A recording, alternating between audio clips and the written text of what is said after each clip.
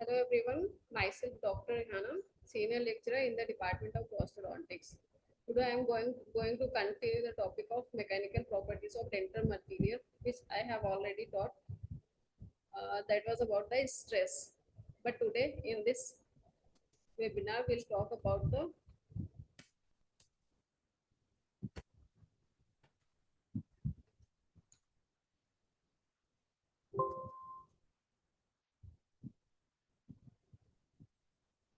I taught about the different types of stresses in which the tensile stress.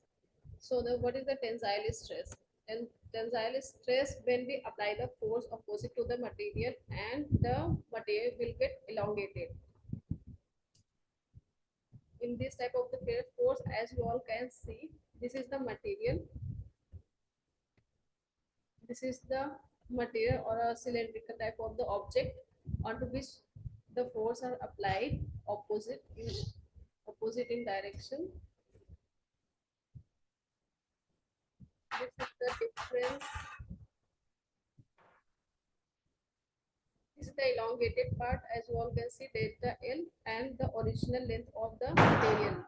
So the strain is the elongation upon the original end.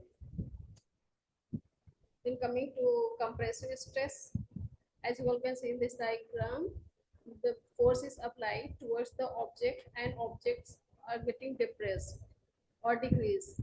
The size will be decreased. In this type of the stress, the strain is known as compressive strain. So next coming to shear stress. What is the shear stress? As I already taught you about the previous lectures, when the force are applied opposite and in different direction, there should be some shift of the material in different direction. So the twisting motion is related to your shear stress. The material get twisted. As the example, I can say when you uh, twist the towel, uh, you have to apply the force in different direction to different direction. That towel will get twisted. That's what the shear stress will work. Then coming to flexural stress, what is the flexural stress? In flexural stress also to opposite and when the force is acting at the opposite end, at the end of the object in a same direction.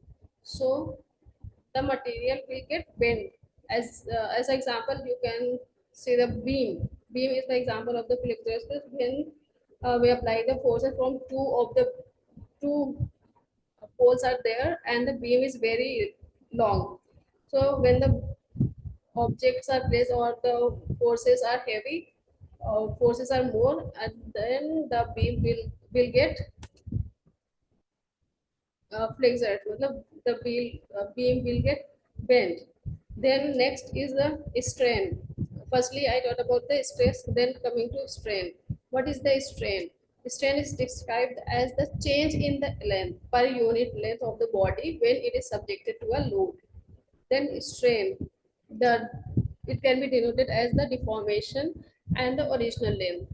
Each type of the stress is capable of producing a corresponding deformation of the material. Basically, it is the change in the dimension, so the it is unitless.